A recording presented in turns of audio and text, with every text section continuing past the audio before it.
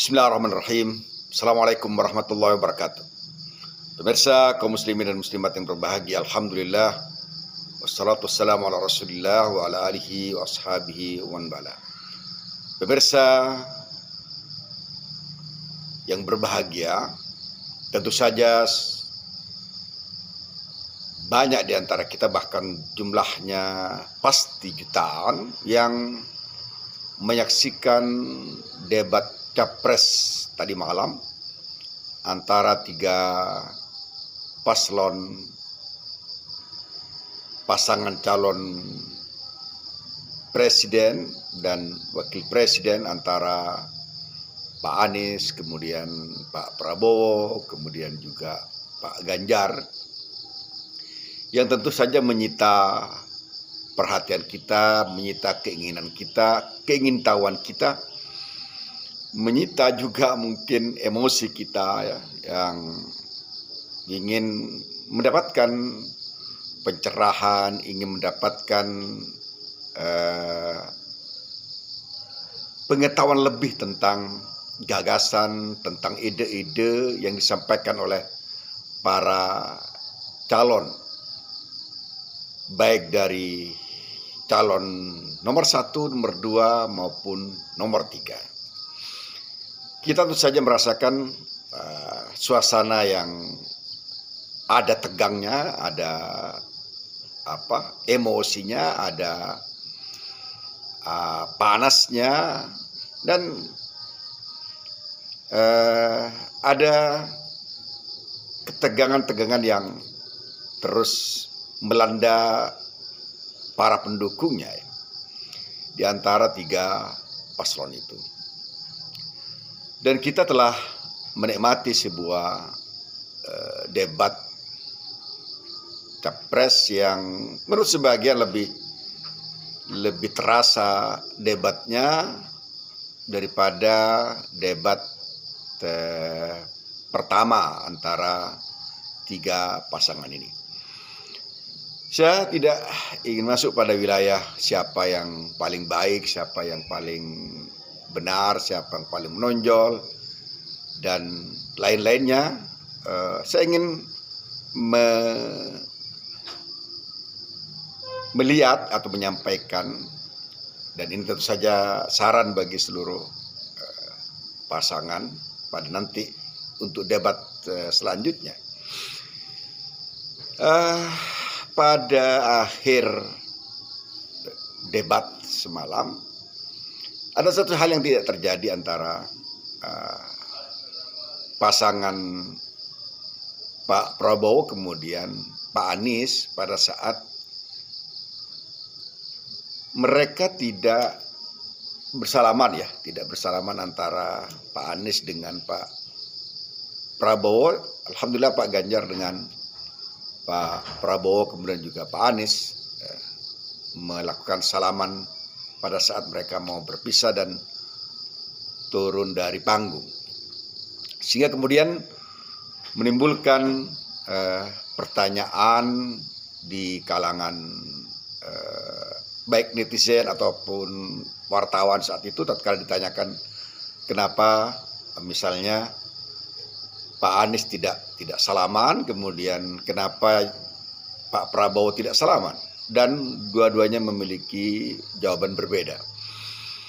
Tatkala Pak Anies ditanya tentang kenapa tidak salaman, kata Pak Anies, karena saya cari beliau tidak ada, yakni Pak Prabowo, dan tentu saja saya tidak tahu harus salaman kemana. Sementara jawaban Pak Prabowo tatkala ditanya oleh wartawan, dia menyatakan dia tidak menyamperin saya, tidak datang ke saya, padahal saya lebih senior, lebih tua daripada dia. Padahal pemirsa rahimakumullah, salaman itu sesuatu yang sangat luar biasa efeknya. Efeknya adalah kata Rasulullah SAW dalam sabdanya dalam riwayat Imam Malik rahimahullah ta'ala, An-Nabi SAW bersabda, tasafahu yadhabil ghillu an qulubikum. Bersalamanlah kata Rasulullah SAW, karena dengan salaman maka akan hilang kebencian di antara kalian. Maksudnya adalah salaman akan memberikan rasa damai dan akan meruntuhkan semua ketidaknyamanan kita tatkala mungkin ada perselisihan pendapat, ada benturan ide atau benturan gagasan di antara kita. Bahkan dalam level yang lebih tinggi, dalam hal ini adalah calon presiden, tentu saja kelapangan dada sangat-sangat diperlukan untuk menunjukkan bahwa kita seorang yang sangat dewasa, yang sangat memiliki tingkat kenegarawanan yang sangat tinggi dan memerlukan keluasan rasa dan kedewasaan untuk menyikapi hal-hal yang sebenarnya diperlukan agar kita menyaksikan seorang negarawan yang sangat mudah memberikan maaf atau memberikan permakluman atas kalau mungkin disebut kesalahan. Dan sebenarnya dalam hal debat dan perbedaan pendapat sesuatu yang sangat normal tatkala ada perselisihan dan persinggungan. Maka tontonan kita menjadi sangat tidak sedap apabila ternyata pada tingkat dan level tertinggi para calon pemimpin kita masih mengendapkan permusuhan dalam tanda kutip ya, dan ketidaklapangan yang lebih terbuka, ketidaklapangan yang lebih dewasa.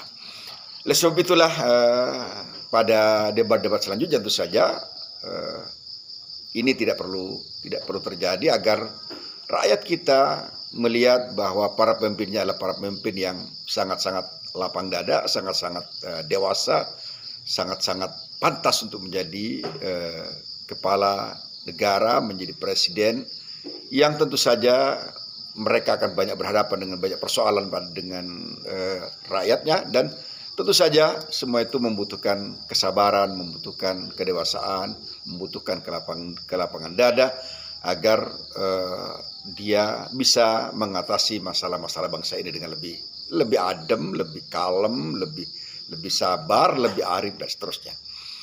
Sekali lagi saya sampaikan sabda Rasulullah SAW yang mengatakan dalam hadis riwayat Imam Malik, tasafahu yadhabil ghillu an qulubikum, bersalamanlah pasti ketidaksukaan, kebencian akan